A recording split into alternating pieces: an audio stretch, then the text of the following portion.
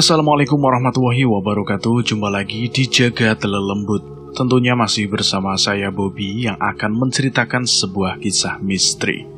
Pada kesempatan kali ini saya akan melanjutkan cerita yang sebelumnya, cerita yang berjudul Bercanda dengan Arwah. Buat kalian semua yang belum mendengarkan episode sebelumnya, alangkah baiknya mendengarkan terlebih dahulu agar mengerti alur ceritanya.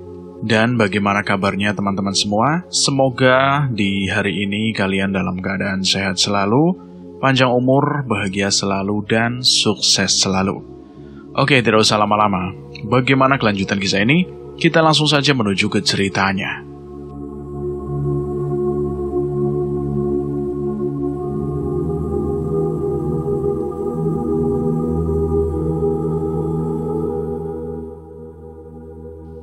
Novi, apakah kamu yang berbicara?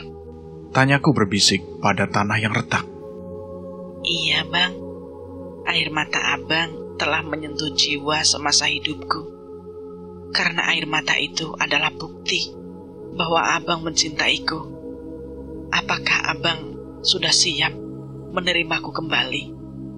Aku sudah siap menerima kamu dengan segala konsekuensinya, sekalipun nyawa sebagai taruhannya.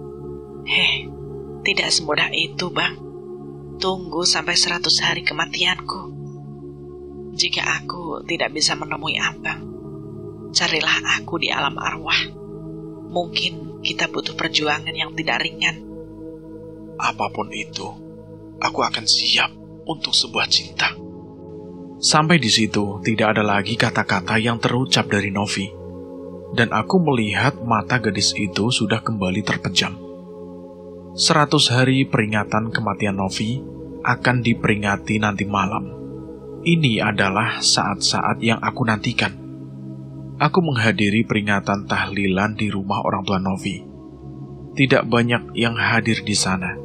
Aku hanya melihat beberapa tetangga dan kerabat dekat mereka. Setelah aku menyalami ayah Novi, aku memilih duduk di bagian sudut agar bisa melihat tamu yang datang. Acara pembacaan surah Yasin sampai tahlil dan doa pun berjalan penuh hikmat. Tiba-tiba, angin bertiup agak kencang, membuat daun pintu yang terbuka pun tertutup dengan suara mengejutkan. Begitu pula dengan jendela-jendela kamar saling menghempas, tertutup dan terbuka. Kami semua merasa panik, entah apa sebenarnya yang terjadi. Dan samar-samar, aku melihat sosok Novi yang berdiri di ambang pintu. Dia memandangku seakan memberikan isyarat. Hanya sesaat, setelah itu raib entah kemana. Disusul kemudian, sosok seorang pria mengejar di belakangnya. Pria itu seakan terlihat beringas. Matanya tajam memandang ke arahku, memandang dengan aneh. Aku kembali teringat kata-kata Novi. Mungkin inilah saat perjuanganku harus dimulai. Dan setelah acara tahlilan selesai, aku segera mohon pamit. Di dalam kamar, aku segera mengambil inisiatif untuk segera melakukan pencarian. Mungkin aku sudah jauh tertinggal oleh arwah Novi dan pria yang mengejarnya itu. Namun aku tidak peduli, aku harus dapat mengejar mereka. Aku sudah menginjakkan kakiku di sebuah dunia yang lain. Dunia yang hanya berisi kabut putih kehitaman. Dunia yang benar-benar sepi dan menegangkan. Sejauh ini, aku belum bisa melihat sesosok arwah pun yang melintas di hadapanku. Aku terpaksa masuk lebih jauh ke dalam lagi. Sesampainya di perbatasan, aku menghentikan langkahku. Aku bingung untuk mencari arah yang harus aku tempuh. Dan secara tiba-tiba, aku melihat sosok seorang nenek yang pernah aku kenal. Mbak, aku memanggilnya, dan benar saja, seketika itu juga perempuan tua itu tersenyum seraya menghampiriku. Weleh, rupanya kamu masih di sini juga, toh, Cang Ganteng. Apakah kamu belum bisa menemukan jalan untuk pulang? Atau memang tidak berani? Kata nenek itu. Nenek yang ingin dipanggil Mbak itu tak lain adalah Nenek Wulan Jamilah. Dia menatapku tajam penuh selidik. Atau kamu kembali dari duniamu? mencari arwah yang belum kamu temui itu? Aku sudah pulang, Mbak, dan sudah bertemu dengan arwah itu. Bahkan, aku sudah menemukan sikapku yang membatalkan perjanjianku untuk menikahinya, Mbak. Kenapa kamu harus membatalkan? Bukankah kamu ingin memiliki istri cantik dan kaya? Pada awalnya iya, tapi ada yang lebih berharga dari semua itu, Mbak. Ternyata aku lebih mencintai Novi, yang memang masih keponakan arwah Nuning tadi. Aku mencintai gadis itu, Mbak. Bahkan dia juga sudah berjanji untuk menerimaku setelah hari kematiannya yang ke-100 hari. Dan acara itu sudah digelar tadi. Ternyata benar apa yang dikatakan Novi itu.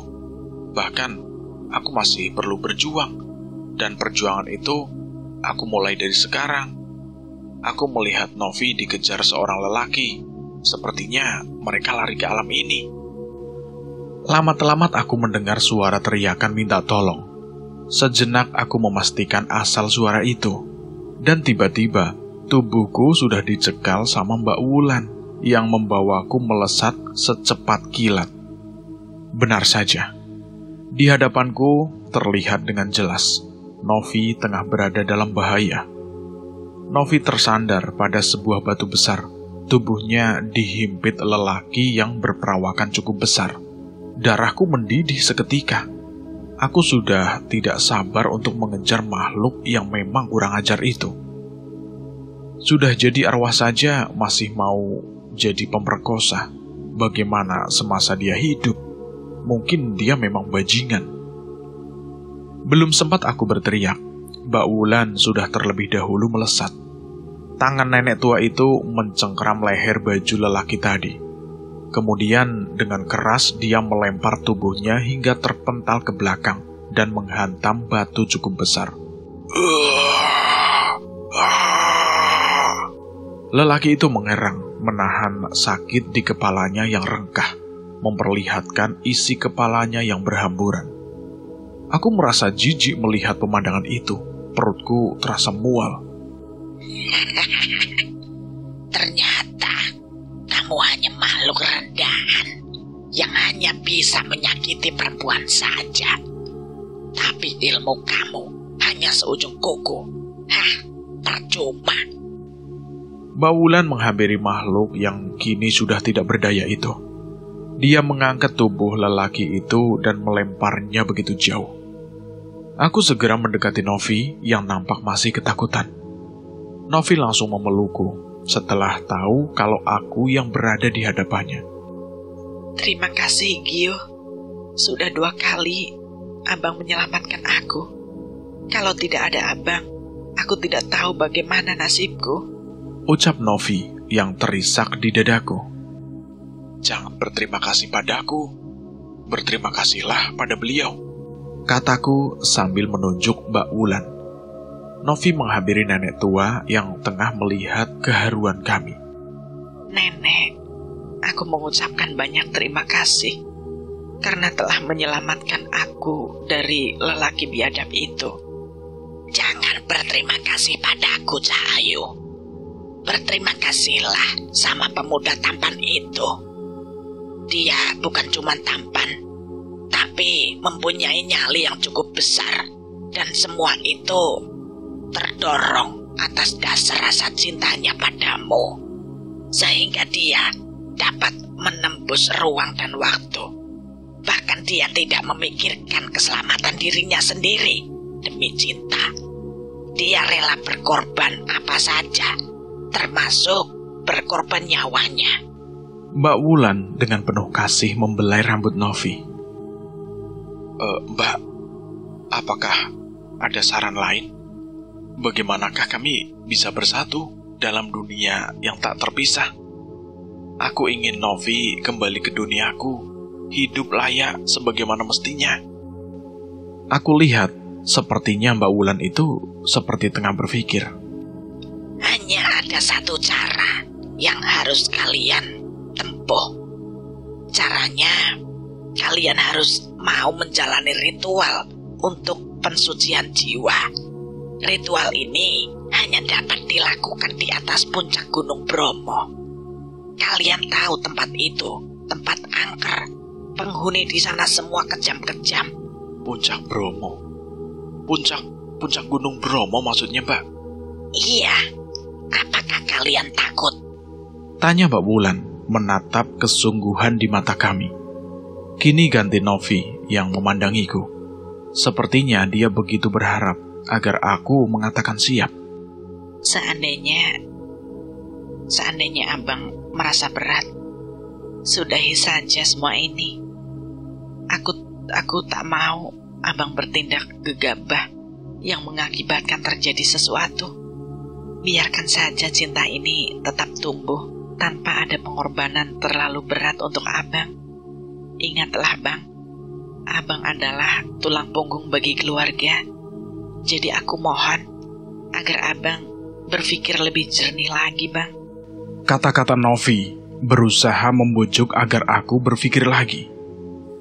Aku masih kepikiran juga sama omongannya arwah Mbak Wulan. Dia bilang, bisa saja arwah Novi kembali hidup asal dia memiliki perasaan cinta semasa hidupnya. Nah, di sini yang menjadi tanda tanya besar. Apakah Novi pernah mencintaiku semasa hidupnya? Lalu dengan cara apa aku bisa membangkitkannya kembali? Bangkit untuk hidup seutuhnya, baik raga maupun jiwanya. Karena aku pernah mendengar kalau ada orang-orang yang telah meninggal sekian lama, dan dia pernah dijumpai oleh seseorang. Namun saat dia ditanya, orang itu telah mengganti namanya. Bahkan dia sendiri tidak tahu dari mana dia berasal. Ada juga satu kejadian, di mana saat itu di sebuah rumah telah kehilangan satu anggota keluarganya. Mereka telah mengubur jenazah orang tersebut sebagaimana layaknya. Hingga 1 minggu kemudian, ada warga kampung itu yang kebetulan baru kembali dari Surabaya. Dia bercerita bahwasannya telah bertemu dan bercakap tentang pertemuan mereka yang tak disangka-sangka. Maka sontak saja keluarganya kaget, sampai berucap istighfar. Mereka menceritakan kalau orang yang ia temui di Surabaya itu sudah meninggal 7 hari yang lalu. Apa sebenarnya yang telah terjadi kepada orang itu? Di sini kita mendapatkan beragam argumen. Pertama, ada yang mengatakan bahwa roh orang yang sudah meninggal bisa kembali masuk ke alam rahim seorang wanita yang tengah mengandung. Roh itu menyatu ke dalam raga sang janin tadi. Dan ada juga yang mengatakan kalau itu adalah sebuah reinkarnasi. Tapi, wallahu a'lam, aku sama sekali gak paham dengan beginian. Cinta yang sejati, yang timbul dari perasaan dua hati, adalah kekuatan utama kalian. Coba tanyakan hatimu, apakah kamu mencintainya? Jika iya, maukah kamu mati demi mendapatkan cintamu?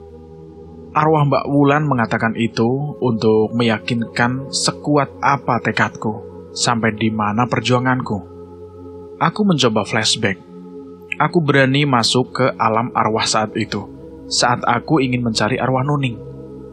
Aku menuruti perasaan yang terselubung hasrat untuk bersedia menikahinya.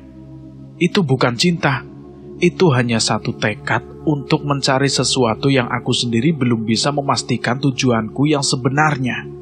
Hanya terdorong oleh sebuah bayangan memiliki seorang istri cantik, dan tentu saja dapat memberikan harta dan kekayaan, tanpa berpikir akan resiko apa yang aku dapatkan setelah menikah nanti. Dengan berbekal seikat bunga, aku melangkah memasuki kuburan. Memang sudah menjadi kebiasaan bagi warga kampung kami, bila setiap sore, yang berarti menjelang malam Jumat, banyak warga untuk melakukan nyekar. Untuk beberapa lamanya, aku terdiam. Aku melihat keluarga Novi tengah menyekar di sana. Mereka adalah ayah dan ibunya Novi. Aku berpikir, pantaskah jika aku bergabung dengan mereka? Di tempat lain juga banyak warga yang tengah melakukan hal yang sama. Aku melihat bunga di tanganku. Untuk siapa bunga ini, jika bukan untuk Novi? Karena aku tidak memiliki keluarga yang dikuburkan di tempat ini. Novi harus pergi untuk selamanya karena kondisi tubuhnya yang semakin lemah karena kekurangan cairan. Belum banyak kenanganku bersama Novi, namun pertemuan yang singkat itu telah mengalurkan satu perasaan yang indah yang sampai sekarang masih tersisa. Aku hanya sepintas mengenal pribadinya kalau dia selain cantik juga ramah. Seakan dia tidak ada batasan untuk mengenal seseorang. Novi, seperti apa yang pernah kamu ucapkan padaku kalau kamu pernah menyukai aku? Namun pertemuan kita hanya sesaat saja, karena aku tidak punya nyali untuk mengejar dan mendapatkan cintamu. Namun di sini, di atas pusara kamu ini, aku berjanji bahwa aku akan membawa kamu kembali dalam duniaku, dalam kehidupanku. Tunjukkan bagaimana caranya, agar aku bisa membawa kamu dalam wujud yang nyata. Karena memang hanya dua pilihan untukku. Kamu bangkit dari kematianmu, atau aku yang harus mati. Entah bagaimana aku bisa mengucapkan janji di atas pusara Novi. Namun aku merasa lega. Tidak ada himpitan berat dalam jiwaku, meski aku tahu kalau aku terpaksa menitikan air mataku demi suatu rasa yang telah lama terpendam begitu dalam, jauh di dasar hatiku. Dan air mataku, aku biarkan meleleh jatuh membasahi gundukan tanah, di mana tubuh Novi terbaring di dalamnya. Krep! Ada suara halus yang terdengar, sepertinya begitu dekat. Gundukan tanah di hadapanku seakan mulai retak, menimbulkan bunyi. Retak itu semakin memanjang, dan ada gurat cekung di dalamnya. Penasaran, aku melihat bagian dalam pada celah retakan tadi. Sungguh tidak masuk akal, namun ini kenyataan. Kenyataan kalau aku dapat melihat dengan jelas tentang apa yang ada di dalam sana. Aku melihat jelas jasad Novi yang terbungkus kafan putih terbujur kaku. Aku dapat melihat jelas wajah gadis itu yang masih utuh, segar seakan dia tengah terlelap dalam tidurnya yang panjang.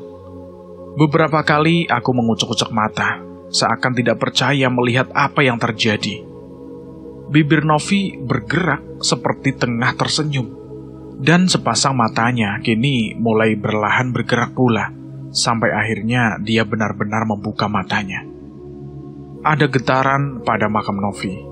Akankah makam ini akan meledak seperti dalam film-film horor? Aku meringsut ke belakang, dan tak ada suatu apapun yang terjadi, hingga aku kembali mendekati makam, lalu melihat di dalam sana. Terima kasih, Gio. Jelas, itu sangat jelas suara Novi. Aku melihat tubuhku terbujur kaku dan diletakkan di lantai, berselimut kain batik milik ibuku, dan banyak orang berkerumun, menyaksikan seorang lelaki yang tengah membungkus jasadku dengan kain kafan. Ibu dan adikku Imah, serta tetangga dekat pun, terlihat menyimpan perasaan haru. Mereka berduka atas kematianku. Dan sampailah pada penguburan jenazah. Aku, Novi, dan Mbak Wulan menyaksikan jasadku dimasukkan ke liang lahat. Mereka menguruknya dengan tanah. Setelah semua prosesi pemakaman sampai pembacaan doa selesai, mereka meninggalkan jasadku yang terbaring di dalam sana. Sekarang kita kembali menemui Sang Resi. Mungkin beliau sudah menunggu. Mbak Wulan menyadarkanku. Kemudian kami segera meninggalkan area pemakaman. Sang Resi menyambut kedatangan kami dengan senyum lebar. Selamat datang di alam kematian. Kini kamu sudah menjadi bagian dari kami. Nah, untuk selanjutnya, nenek kamu ini akan membimbing kamu dalam acara pernikahan kalian. Tapi ingat, setelah kamu aku bangkitkan dari kematian ini, di dunia sana, kalian harus secepatnya menikah. Ini adalah syarat mutlak, agar kalian tidak lagi dikejar-kejar bayangan yang sebenarnya muncul dari dalam alam pikiran kalian sendiri. Sang Resi lalu meminta Nenek Wulan memimpin acara pernikahan kami. Sementara Sang Resi terlihat komat kamit seperti tengah membaca sebuah mantra. Nenek Wulan menutupi kepalaku dan kepala Novi dengan kain panjang, lalu memoles dahi kami dengan cairan merah yang berbau amis. Kemudian Sang Resi menempelkan telapak tangannya pada lengan kami berdua. Anak-anakku, kini kalian telah resmi sebagai pasangan pengantin. Dan darah yang telah dioles oleh Nenek Wulan itu adalah simbol cinta dari kalian. Dan sesungguhnya kamu, Gio, darah itu aku ambil saat kau tengah sekarat tertimpa reruntuhan goa. Hah, darah. Aku sedikit pun tidak merasakan apa-apa saat goa itu runtuh dan mengubur tubuhku. Perlakukan istrimu dengan baik. Ingat, Novi akan bangkit dari kematiannya, tapi dengan sikap dan sifatnya yang berbeda. Jangan pernah kamu melanggar permintaan istri kamu, karena akibatnya sangatlah fatal. Apakah itu, Resi? Nanti kamu akan tahu. Sekarang Novi juga belum tahu akan perubahan dirinya nanti. Berjanjilah. Iya, Resi. Iya, Eyang. Aku berjanji. Bagus. Sekarang sudah saatnya aku kembali ke alamku. Mungkin juga Nenek Wulan akan memberikan bimbingan selanjutnya. Aku permisi. Aku dan Novi mencium tangan Sang Resi sebelum akhirnya menghilang dari hadapan kami. Novi sudah resmi menjadi istriku. Nenek Wulan merubah goa yang masih tersisa sebagian dibentuk menjadi sebuah kamar. Kamar yang indah, dengan semua warna pink dari spray, kelambu, hingga bantal. Nenek Wulan ternyata mempunyai jiwa dan sifat yang romantis juga. Di atas tempat tidur, banyak bertaburan bunga-bunga, beraneka warna dengan aneka aroma. Aku dan Novi menjalani malam pertama dengan penuh kepuasan, sebab baik aku atau Novi pun sama-sama belum pernah melakukan hubungan badan. Dan aku mencapai klimaks. Tetes air yang keluar dari hasratku menyembur deras, membuat tubuh Novi berlekuk menerimanya. Dan itulah persembahan darah cinta yang akan membangkitkan Novi dari tidur panjangnya. Keringat membanjiri tubuh kami berdua, dan ada yang aneh dengan bau keringat gadis itu. Bau yang banyak dimiliki kaum Hawa, bau khas seorang wanita. Dan gerakan-gerakan Novi seperti kebanyakan wanita saat mencari perhatian lawan jenisnya. Seperti menggerak-gerakkan bibir, bermain lidah, atau caranya dia membelaiku. Aku sepertinya tengah melakukan hubungan badan dengan wanita sungguhan, bukan benda abstrak atau roh. Apakah sekarang Novi sudah hidup kembali? Dan untuk membuktikan bahwa Novi sudah bukan arwah lagi, kami berdua turun ke dunia manusia. Namun sebelumnya Novi juga memakai pakaian biasa, bukan daster panjang yang kebanyakan dipakai bangsa arwah. Di dunia manusia, matahari baru saja naik. Aku ingin membuktikan apakah orang akan melihat wujud kami berdua. Iya, bukan hanya Novi yang sudah meninggal, tapi aku juga telah mati dan telah dimakamkan. Dan ini mungkin hari ketiga dari kematianku. Perlahan aku melihat kuburan Novi bergerak seperti bergeser, membuat gundukan tanah merah itu terkuat melebar. Satu tangan mulai menyembul, disusul tangan yang lain. Kepala yang ditumbuhi rambut panjang menyembul. Dengan susah payah, akhirnya tubuhnya pun keluar dengan utuh. Bahkan telapak kaki gadis itu pun terlihat jelas menampak di atas tanah merah. Novi memandangku dan dia tersenyum. Wajahnya masih belepotan debu dari tanah kuburan. Benar, Novi telah bangkit dari kematiannya. Sampai di pertigaan jalan menuju rumahku, aku sempat gamang. Bukankah kami telah mati? Bagaimana kalau orang yang melihat kami akan kabur, lari ketakutan? karena kamu telah bangkit. Tapi pikiran itu aku tepis begitu saja. Andaikan mereka menganggap kalau kami ini arwah, kami bisa tinggal di tempat lain, tempat di mana kami bisa hidup dengan layak. Namun yang terjadi sungguh di luar dugaan. Seorang tetanggaku yang kebetulan melihat kami tersenyum dan menyapa. Gio, sekarang kamu jarang kelihatan. Kemana saja? Sibuk bisnis ya? Pernyataan itu jelas tidak menyatakan rasa heran, aneh, apalagi takut. Namun ketika dia melihat Novi yang berada di sampingku itu, dia terlihat agak mengerutkan dahinya. Dia Novi kan? Tanyanya dengan hati-hati. Bukan Bu, dia ini memang kerabatnya Novi, namanya Nova. Dan kami baru habis nyekar ke makam Novi. Jawabku sekenanya, yang penting kehadiran Novi tidak akan membuat kampung ini menjadi gempar. Namun dalam hatiku bersyukur, ternyata aku memang belum mati, dan Novi benar-benar telah kembali dalam kehidupan dunia yang nyata. Memang benar dugaanku, kalau aku masih hidup. Itu terbukti ketika aku sudah berada di depan pintu rumahku. Abang, kemana saja sih abang ini? Ibu nyariin sampai ke semua saudara-saudara di kampung. Pergi kok nggak bilang-bilang, Bang. Lah, terus itu bukannya... Pertanyaan Imah adikku tidak berlanjut. Dia menyurutkan langkahnya saat melihat Novi yang ada di belakangku. Dia bukan Novi, Dek. Memang wajahnya mirip banget. Dia sepupunya dari kampung yang ingin nyekar ke makamnya Novi.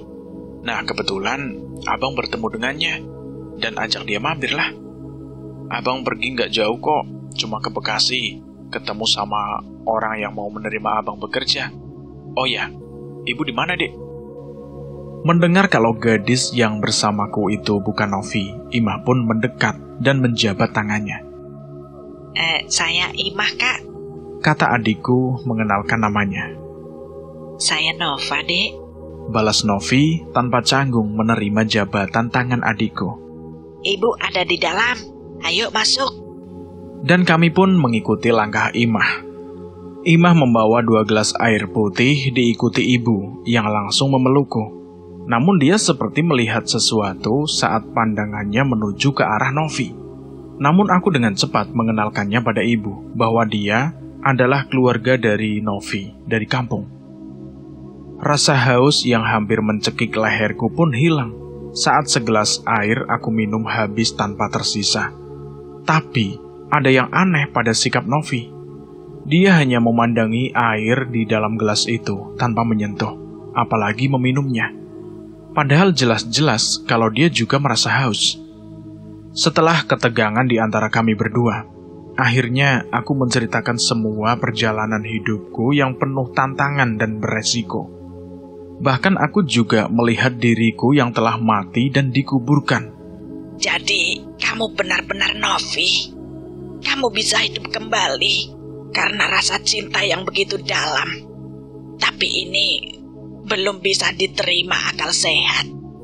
Dan untuk menghindari hal yang tidak diinginkan, sebaiknya kamu tinggal bersama kami dulu, Novi.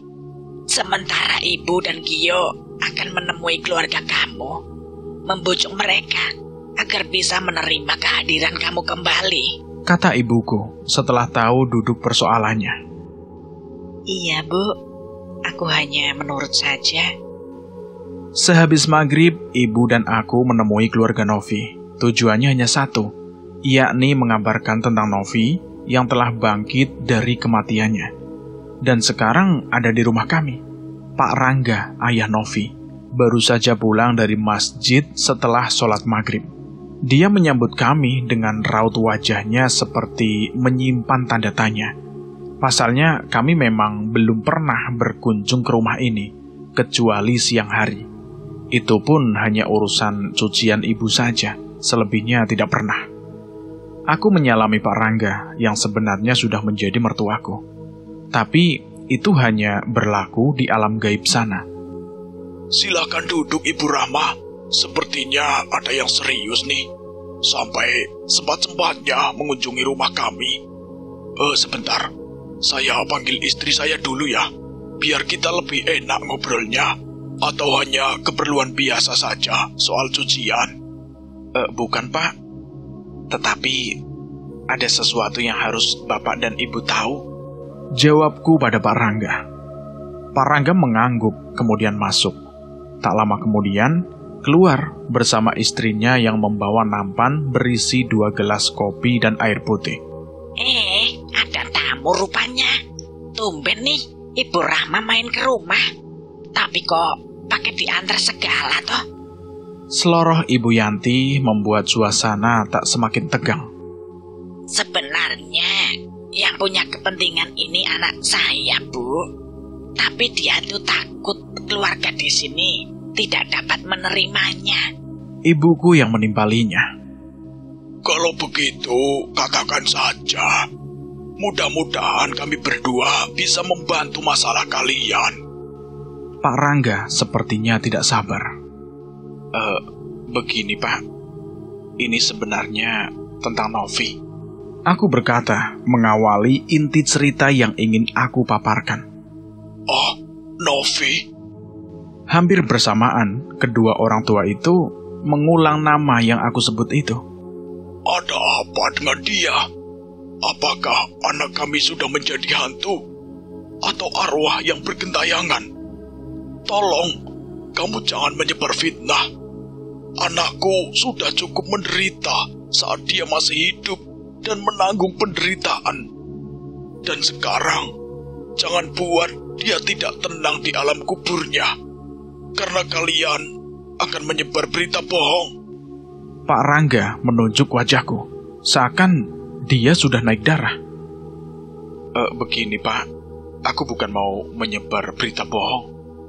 Tapi kenyataan, kalau ternyata sekarang Novi itu ada di rumah saya, Pak. Saya sengaja tidak mengajaknya sekarang, karena Bapak dan Ibu pasti akan kaget. Lanjutku kemudian menceritakan semua kejadian tanpa ada yang aku sembunyikan. Begitulah ceritanya, Pak. Dan saya minta maaf atas kelancangan saya yang sudah bertindak terlalu jauh. Dan Pak Rangga serta istrinya hanya terpaku seperti menatap kehampaan. Nah, setelah saya dengan tegas menceritakan semua ini, saya pun dengan berbesar hati untuk menerima segala keputusan Bapak dan Ibu. Apapun hukuman yang harus saya terima, saya sudah siap. Karena sebetulnya untuk mendapatkan Novi, saya pun sudah menghadapi kematian. Aku berkata sambil bersimpuh di hadapan kedua orang tua Novi. Wajah Pak Rangga yang sebelumnya tegang, kini telah kembali tersenyum, meskipun terlihat agak dipaksakan. Tangannya menyentuh pundakku. Bangunlah, Gio. Tidak baik berlutut dan bersimpuh seperti itu. Kembalilah ke kursimu. Ya sudah, Pak. Sebaiknya kita ke rumah Bu Rahma. Ibu sudah tidak sabar ingin melihat anak ibu. Oh, Novi, benarkah kamu hidup lagi, nak? Kata Ibu Yanti, ibunya Novi. Kemudian mereka menutup pintu dan mengikuti kami dari belakang. Novi melihat kedatangan kedua orang tuanya, namun dia ragu untuk mendekat. Dia ragu jika kedua orang tuanya akan menolak kehadirannya. Tidak begitu dengan sikap kedua orang tuanya. Memang pada awalnya mereka merasa tidak percaya melihat putri kesayangan mereka yang sudah 1 tahun pergi, kini kembali dalam wujud manusia. Novi, anakku, apakah kamu mengenali ibumu ini, nak? Tanya Ibu Yanti pada Novi. Perempuan tua itu mendekati sosok Novi yang tengah duduk sambil memandangi kedua orang tuanya. Benarkah ini kamu, Novi? Mata Novi berbinar, ada luapan emosi kegembiraan, namun ada juga keraguan. Iya, Bu. Ayah, aku Novi. Aku telah kembali ke dunia ini bersama Gio. Dia melakukan ini demi cinta kami. Dia telah begitu berat menghadapi segala rintangan Hanya demi aku, Pak, Bu. Apakah Ibu dan Ayah percaya kalau aku hidup kembali? Ucap Novi datar tanpa ekspresi. Novi, kamu adalah anak satu-satunya. Tentu saja Ibu dan Ayah sangat bahagia bisa melihat kamu lagi, bisa bersama kamu lagi. Sekarang mari kita pulang, Nak. Ibu Yanti mengelus rambut putrinya dan membujuknya untuk pulang. Iya, anakku. Ayah juga sangat kehilangan kamu. Ayah hampir gila memikirkan kepergian kamu. Sekarang ayah sudah menemukan kembali mutiara ayah yang hilang. Ucap Pak Rangga. Ia mendekap tubuh putrinya dengan hangat. Sebelum aku pulang ke rumah, ada baiknya Ibu dan Ayah mengetahuinya bahwa aku dan Bang Gio telah menikah di alam arwah. Jadi tolong beri kesempatan untuknya agar mendapat kepercayaan dari Ayah dan Ibu untuk menerima Bang Gio menjadi bagian dari keluarga kita. Kami semua sudah tahu. Gio sudah menceritakan segalanya. Dan tentu saja kami akan dengan senang hati menerima Gio sebagai keluarga kita. Pak Rangga membujuk agar Novi segera pulang. Kehadiran Novi di rumah keluarga Pak Rangga tentu saja membuat banyak warga bertanya-tanya. Mereka jelas-jelas beranggapan kalau Novi itu hidup lagi. Tapi ada juga yang berpendapat kalau gadis itu bukanlah Novi, hanya kebetulan mirip saja. Mana mungkin? Ada orang yang sudah mati 1 tahun bisa hidup lagi, kata salah seorang warga menepis pendapat warga lain. Iyalah, coba kita berpikir secara logika saja deh. Memang mustahil kalau orang sudah mati itu hidup lagi. Mungkin sekarang dia sudah tinggal kerangka. Begitulah tukas yang lainnya. Dan berbagai pendapat pun mulai bertebaran tentang anak gadis Pak Rangga itu hidup kembali. Dan hal ini tentu saja membuat suasana hati Pak Rangga dan Ibu Yanti merasa tidak nyaman. Maka jika ada yang kasakusuk membicarakan tentang anaknya, Pak Rangga pun memberi penjelasan. Sebetulnya gadis ini bukan Novi. Mustahil Novi hidup lagi, iya kan? Namanya juga hampir sama, Nova. Dia itu anak dari adik saya di kampung. Tapi dia dari kecil tinggal bersama pamannya di Medan. Jadi dia tidak pernah kita lihat sebelumnya. Kebetulan dia kemarin pulang dari Medan. Kemudian ingin mengunjungi kami di sini. Dia juga kaget setelah mendengar kalau Novi yang ingin ia temui itu sudah tiada. Pak Rangga berusaha menjelaskan dengan berbohong. Acara pernikahanku digelar dengan penuh hikmat. Dari prosesi adat Jawa seperti sungkeman dan sebagainya. Pak Rangga juga menambahkan kemeriahan pernikahan kami dengan menampilkan grup musik dari daerah dan kota. Pak Rangga memang sudah sangat terkenal di kalangan pembisnis karena beliau adalah pengusaha tambak yang cukup besar. Selain memasok untuk kota sendiri, dia juga memasok permintaan dari konsumen di kota lain. Karena ketenaran namanya itu, maka para undangan pun membludak. Bukan hanya dari warga sekitar, namun juga mereka datang dari jauh dengan kendaraan pribadi. Aku melihat Panji. Dia menyalamiku dan matanya tajam memandang pada Novi yang memang cantik jelita. Novi memakai sanggul untuk menutupi rambutnya yang pendek karena dia baru saja memotong rambutnya agar mempunyai penampilan yang berubah. Dia ingin melupakan masa lalunya saat dia masih hidup, memiliki rambut panjang dan terlalu pendiam. Novi mengatakan padaku kalau dia akan menyambut kehidupan barunya sebagai Nova. Dan memang benar, dalam kartu undangan pun tertulis namanya Gio dan Nova Andara. Bro, mirip banget sama Novi yo. Cantik, bahkan mungkin lebih cantik, bisik Panji, matanya tidak lepas dari wajah Novi. Lu beruntung banget bro. Beruntung banget punya mertua kaya dan istri yang super. Wow. Aku hanya tersenyum. Aku tahu kalau Panji menyimpan tanda tanya akan kemiripan wajah Nova, yang memang itu adalah Novi. Dan setelah pesta pernikahan usai, aku dan Novi segera masuk kamar pengantin untuk menikmati malam pertama. Tapi aku melihat keadaan Novi, sepertinya dia kurang sehat. Novi nampak lemah, wajahnya pun pucat seperti kurang darah. Atau memang dia belum bisa beradaptasi kembali dengan kehidupannya yang sekarang. Bahkan ketika aku sentuh pun, dia sama sekali tidak memberikan respon. Aku memegang dahinya dingin. Ini kebalikan dari kebiasaan kita.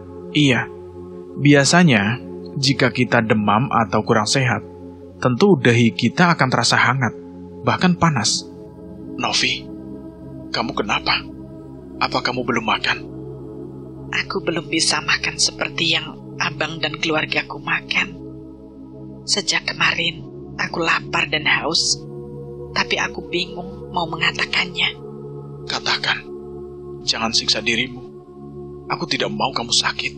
Apalagi, kini kita sudah resmi sebagai suami istri. Katakan, apa yang kamu mau? Kalau abang memang sayang padaku, aku akan katakan bahwa makanan dan minuman yang bisa aku terima hanyalah bunga mawar. Bunga mawar? Kamu mau makan bunga mawar? Singkat cerita, meskipun merasa berat, aku harus menerima permintaan ayah, walau harus pergi meninggalkan anak dan istriku. Selama aku berada di Palembang, pikiranku tetap saja tidak bisa jauh dari bayangan wajah anak dan istriku. Anak yang baru berusia 7 hari itu kelihatan cukup kuat dalam setiap gerakan. Bayi merah itu seakan ingin cepat bisa bangun, berusaha menggerak-gerakkan kepalanya dengan keras. Dan setiap kali aku memandangnya, dia tersenyum seperti mengejekku. Aneh memang, belum lagi di bola mata bayi itu ada titik merah, seperti titik bara api yang siap membakar. Tapi saat aku mengingat akan kemesraan Novi, semua yang ada di diri bayi itu tidak lagi menjadi masalah. Novi begitu lembut namun tidak manja, bahkan agak sedikit kaku saat kami sama-sama terdiam. Dalam urusan ranjang, ternyata Novi bisa melakukan pergumulan panjang, seakan dia tidak pernah merasa lelah, meskipun aku sudah beberapa kali mencapai klimaks. 1 minggu sekali aku harus pulang pergi keluar kota. Apalagi sekarang kondisi kesehatan ayah mertuaku sudah mulai menurun. Secara otomatis, aku yang mewakilinya untuk mengurusi bisnisnya itu. Entah kenapa pikiranku terganggu saat aku melihat pertumbuhan putriku. Dia tumbuh lebih cepat dari anak seusianya. Dalam usia 3 bulan saja, Amanda sudah bisa merangkak. Sedangkan bayi yang lain masih harus terlentang. Dia bahkan mengerti apa yang dibicarakan orang. Dia bisa tersenyum saat ada yang memujinya. Dan dia akan marah memandang tajam dengan kedua bola matanya yang memiliki titik merah bila ada seseorang yang mengejeknya. Aku tidak tahu apa yang akan terjadi nanti bila dia sudah tumbuh besar. Namun tidak demikian halnya dengan Novi. Dia selalu memanjakan dan menyayangi Amanda, tanpa berpikir macam-macam. Mungkin naluri seorang ibu memang akan selalu menjaga dan merawat darah dagingnya. Sampai suatu hari, aku dan ayah mertuaku harus berangkat keluar Jawa untuk suatu urusan. Saat itu, aku melihat kondisi ibu mertuaku tengah memburuk. Namun ayah mengatakan tidak apa-apa, begitu juga dengan Novi. Dia akan menjaga ibunya. 1 minggu kemudian, aku mendapat kabar buruk dari ibu mertuaku. Beliau bercerita kalau saat itu kondisi ibu semakin melemah. Obat dari dokter sudah habis. Ibu berteriak memanggil Novi. Namun berkali-kali ia memanggil, tidak ada jawaban dari anaknya itu. Maka dengan susah payah mengandalkan sisa-sisa tenaga yang ada, ibu mendatangi kamar Novi. Ibu berteriak kaget, karena di dalam kamar, dia tidak melihat Novi, melainkan yang ada di dalam sana itu adalah sesosok wanita dengan rambut acak-acakan dan mengenakan jubah panjang putih yang banyak noda tanah. Novi, Ibu mendekati sosok yang ia anggap adalah putrinya. Novi, kamu kenapa, Nak? Tanya ibu lagi. Sekali ini sosok itu memperlihatkan wajahnya yang rusak, kering dan layu. Novi, apa yang terjadi denganmu, Nak? Aku harus kembali ke alamku, Bu. Di sini, aku hanya merepotkan saja. Sehingga, untuk makan pun, aku harus minta. Jadi, ya ampun, Ibu lupa membeli bunga itu. Novi, sebentar ya, biar Ibu membeli dulu. Tidak perlu, Bu. Semua sudah terlambat.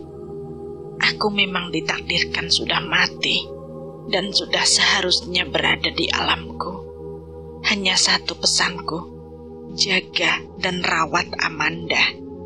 Biarkan dia tahu riwayat aku dan Bang Gio. Bimbing dia agar tidak menjadi anak yang liar. Dan sampaikan salam maafku kepada suamiku dan ayah. Aku pamit, Bu.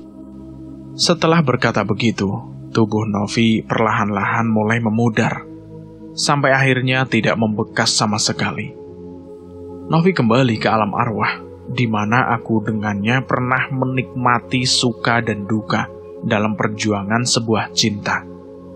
Dan ketika aku kembali, aku hanya dapat melihat pusara baru yang bertuliskan nama Nova Andara. Novi telah menjalani kematian kedua. Apakah masih mungkinkah dia dapat kembali hidup di dunia ini? Bagaimana menurut teman-teman? Silahkan tulis di kolom komentar. Cerita ini tamat, selesai sampai di sini. Terima kasih buat kalian semua yang sudah mendengarkan cerita ini sampai habis. Semoga kalian sehat selalu, panjang umur, bahagia selalu, dan banyak rezekinya. Dan buat teman-teman yang baru bergabung di channel ini, silahkan klik tombol subscribe dan tombol loncengnya, agar kalian tidak ketinggalan cerita terbaru dari kami. Dan saya mohon maaf jika ada kesalahan kata. Saya pamit undur diri. Wassalamualaikum warahmatullahi wabarakatuh. Jagat lelembut.